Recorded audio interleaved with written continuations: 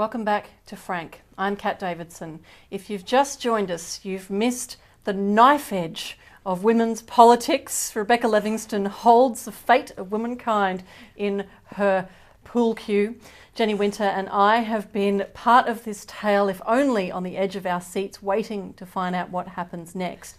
Soon you'll hear Jenny Wynter take us up to a lonely mountaintop where killer bees, her mother, some breastfeeding and a messiah may well make an appearance, but not necessarily in that order.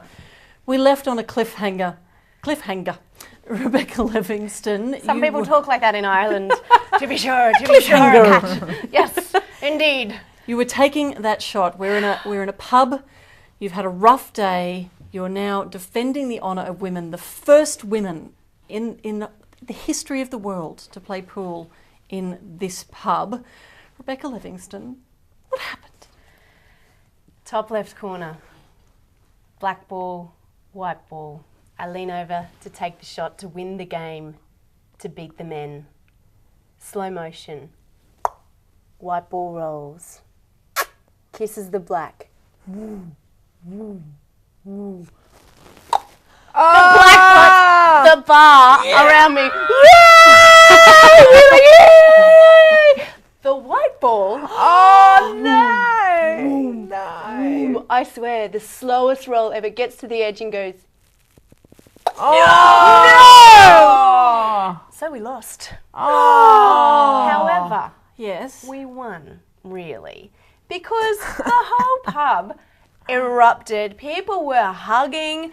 The blokes we were playing against, like they were still kind of like angry winners, and I swear I saw like a little tear in the eye of one of them. But it really did feel like a victory. It was like, first of all, we got you to play us. Secondly, we almost had you. And then thirdly, the bar manager then gave us all our drinks for free. Hooray! That is exactly like Cool Runnings. Do you remember that movie? Yeah. The Jamaican bobsled team, and like they're the underdogs. No one's ever seen Jamaicans in the bobsledding, and then at the end you think they're going to win, but then they don't. But then it's still a victory. Yes, yes. That is awesome. We are the Australian pool playing team in Ireland, in Galway. Beautiful. Yeah. Aw. Jenny Wynter, your tale is a tale of victory of another kind. Now, take us to where this journey starts. Well, this journey really starts in the womb, my womb specifically, because I got pregnant quite young, definitely younger than I ever would have planned to. Because it turns out, like, if you don't use contraception, that can happen. Yeah. And I know, it's crazy. Be good kids. So anyway, so I'm having this baby, and I'm just, the one thing that I'm kind of beating myself up about is that I never travelled. Like, I never went travelling as a young person. I feel like every person I know is now going overseas, doing the backpacking thing, vomiting on buses. You've missed out on a lot, Jenny. I know. Missing out on my Cool Runnings moment. So anyway, so I have this beautiful baby, and I think to myself, okay, I've got to prove to myself that you can still do these things. You can still be an adventurer. It doesn't mean it has to be the end of everything. So my husband and I plan a trip around Tasmania. So we fly down. It's very unplanned. We're just going to fly down and work it out. So we get down there with my best friend joins us as well. So we've got my hubby, my best friend, myself, my 5-month-old baby. And we buy a little car and we just start driving around Tasmania and camping. And at first I'm like, oh my gosh, this is just amazing. Like, we're seeing all these amazing sights. And I've got photos of my daughter learning to crawl on the beach in front of these stunning mountains. It's just like such a dream come true. Just absolutely ecstatic. Beautiful, beautiful Tassie. And then we get into about the middle of the trip. I'm just floating on cloud 9. We're going bushwalking. I'm getting chased by bees everywhere that we go because I'm a breastfeeding mother. What? And they are attracted to the scent of breast milk. I had no idea until I was like, what the hell is happening? Like, everywhere we would go, bees would just be like, "Mah," and I would just like, I got a flower! I got a flower! Running. So apart from the trauma of that, it was a revelation delicious to me. I'm trying to think if I was near any bees when I was breastfeeding.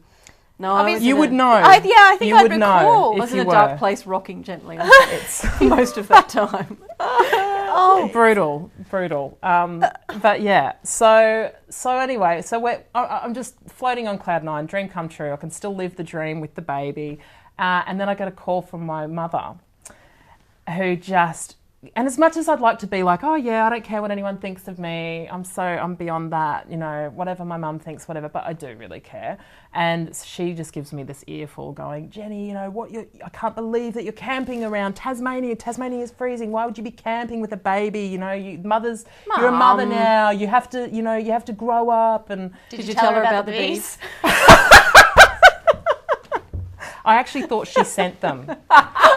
She got some weird pollen voodoo going on. And it was her spirit. Nah, you're like, a mother now. Send in the robot bees. You're a mother. Yeah. So then, I got off the phone from her, and I just feel horrible. You know, all this doubts in my mind. I'm thinking, oh, is she right? Like, I've thought I'm this bohemian, free Earth mother, you know, traveling the world, and really, I don't know, am I playing the pokies with my kid in the car? Like, I'm just really questioning myself. Oh. And so just feeling like crap, basically. And anyway, that night, we had heard that in the middle of Bruny Island, which is this amazing island just off the east coast of Tassie, stunning, that in the middle of it at sunset you can see the penguins all nesting, and then you can walk up to this lookout, which at sunset you've almost got, because the lookout's in the middle of a sandbar that joins two islands into one, so when you're standing in the middle of the sandbar up the top, looks like you've got like a 360 degree view of the water at sunset, beautiful. Which, now that I even say that, I know you could probably get that on a ship, but we're on an island. And possibly be free.